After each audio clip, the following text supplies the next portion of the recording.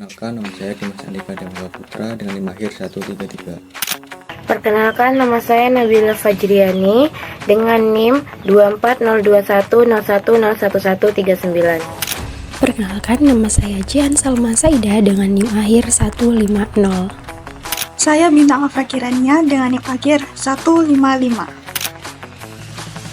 Halo semuanya, jadi hari ini kami dari kelompok 10 mata kuliah perkembangan peserta didik kelas E akan membahas secara mendalam berkaitan dengan analisis studi kasus yang membahas tentang gaya belajar siswa kelas 11 di salah satu SMA di kota Banjarmasin.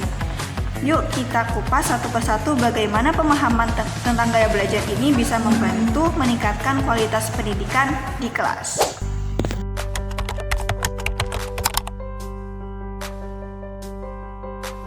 Pendidikan abad ke-21 menuntut sistem pembelajaran yang tidak hanya berfokus pada penyampaian materi saja, tapi juga pada bagaimana peserta didik menerima serta mengolah informasi. Nah, salah satu pendekatan penting dalam konteks ini adalah pembelajaran yang berpusat pada siswa atau student-centered learning. Untuk mewujudkan hal tersebut, guru harus memahami karakteristik individu siswa, termasuk gaya belajar mereka. Apa itu gaya belajar? Gaya belajar ini adalah kecenderungan atau cara khas seseorang dalam menyerap, mengolah, dan menyimpan informasi. Karena kita tahu, setiap siswa memiliki gaya belajar yang berbeda. Contohnya seperti visual, auditori, maupun kinestetik. Jika guru tidak memahami perbedaan ini, maka proses pembelajaran bisa jadi akan beresiko tidak efektif bagi sebagian siswa. Maka penting bagi seorang calon pendidik untuk memahami gaya belajar peserta didik agar penyampaian materi bisa berjalan dengan efektif. Bagaimana karakteristik gaya belajar peserta didik kelas 11 di salah satu SMA di Banjarmasin? Untuk menjawab pertanyaan tersebut, tujuan dari penelitian ini adalah yang pertama, untuk mengidentifikasi dan menganalisis gaya belajar siswa kelas 11. Dan yang kedua, tentunya memberikan gambaran tentang variasi dan dominasi gaya belajar siswa yang kemudian dapat digunakan sebagai dasar dalam perencanaan strategi pembelajaran. Penelitian ini melakukan metode kuantitatif deskriptif. Populasi penelitian adalah seluruh siswa kelas 11 di salah satu SMA di Banjarmasin. Dari populasi tersebut dipilih 33 responden yang proposif. Teknik pengumpulan data dilakukan melalui angket tertulis yang terdiri dari 15 pernyataan, 5 indikator untuk gaya belajar visual, 5 untuk auditori, dan 5 untuk kinestetik. Data yang diperoleh dianalisis secara manual dan digital untuk mengetahui kecenderungan masing-masing siswa terhadap gaya belajar tertentu. Berdasarkan hasil analisis angket, berikut adalah distribusi gaya belajar siswa. Gaya belajar dengan auditori dengan jumlah siswa 15, persentasenya 46%. Gaya belajar kinestetik dengan jumlah siswa 9, persentasenya 27%. Gaya belajar visual dengan jumlah siswa 4, persentasenya 12%. Dengan gaya belajar auditori dan kinestetik, jumlah siswanya 4, persentasenya yaitu 12%. Dan gaya belajar visual dan auditori, jumlah siswanya 1 dengan persentase 3%. Dengan demikian, mayoritas siswa memiliki gaya belajar auditori. Temuan ini menunjukkan bahwa hampir setengah dari siswa lebih mudah memahami pelajaran melalui suara dan pendengaran.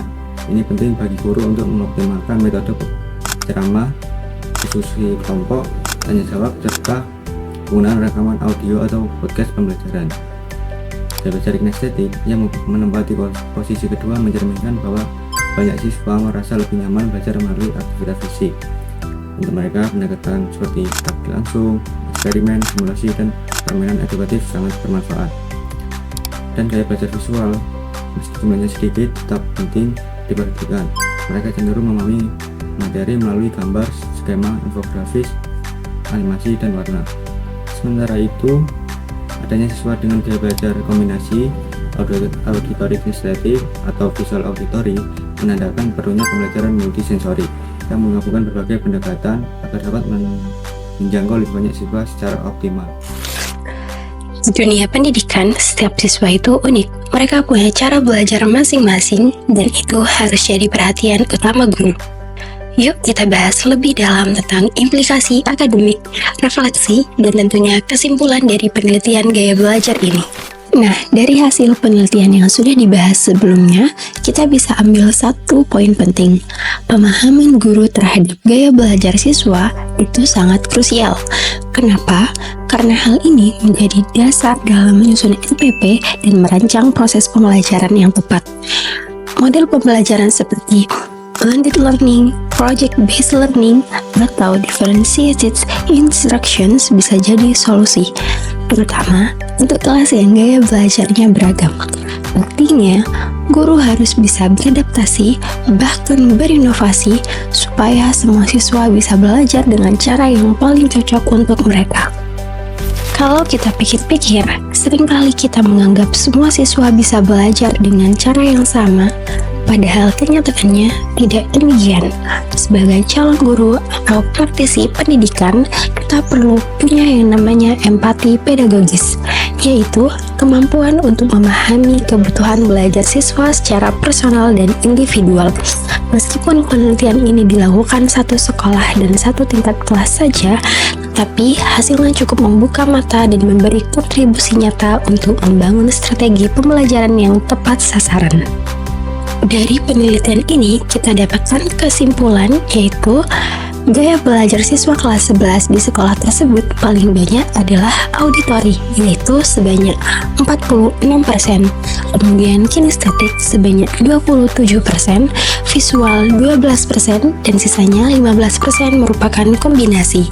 Data ini bisa jadi pedoman penting bagi guru untuk merancang pembelajaran yang lebih relevan, adaptif, dan pastinya inklusif. Di sini saya akan menyampaikan mengenai saran. Yang pertama yaitu untuk guru dapat menerapkan pendekatan pembelajaran yang variatif. Kedua, guru dapat menggunakan kombinasi metode audio, visual, dan praktik langsung atau kinestetik. Yang ketiga, guru dapat melakukan evaluasi gaya belajar secara berkala. Yang keempat, guru harus dapat menciptakan lingkungan belajar yang mendukung semua gaya belajar, misalnya dengan menyediakan materi dalam berbagai format. Kemudian yang kelima, guru dapat memberikan umpan balik yang konstruktif sesuai gaya belajar masing-masing siswa. Selain saran untuk guru, di sini saya akan menyampaikan saran untuk pihak sekolahnya. Yang pertama, pihak sekolah harus dapat memfasilitasi pelatihan guru tentang strategi pembelajaran berbasis gaya belajar. Kedua, pihak sekolah harus dapat menyediakan media pembelajaran yang mendukung semua tipe gaya belajar. Yang ketiga, pihak sekolah harus melakukan monitoring berkala terhadap implementasi gaya belajar di kelas. Yang terakhir, pihak sekolah harus dapat mendorong kolaborasi antar guru dalam merancang metode pembelajaran yang adaptif terhadap kebutuhan siswa. Baik, demikian pembahasan lengkap mengenai karakteristik gaya belajar siswa kelas 11 di salah satu SMA di Banjarmasin. Semoga video ini bisa menjadi inspirasi untuk guru dan mahasiswa pendidikan. Terima kasih sudah menyimak. Wassalamualaikum warahmatullahi wabarakatuh.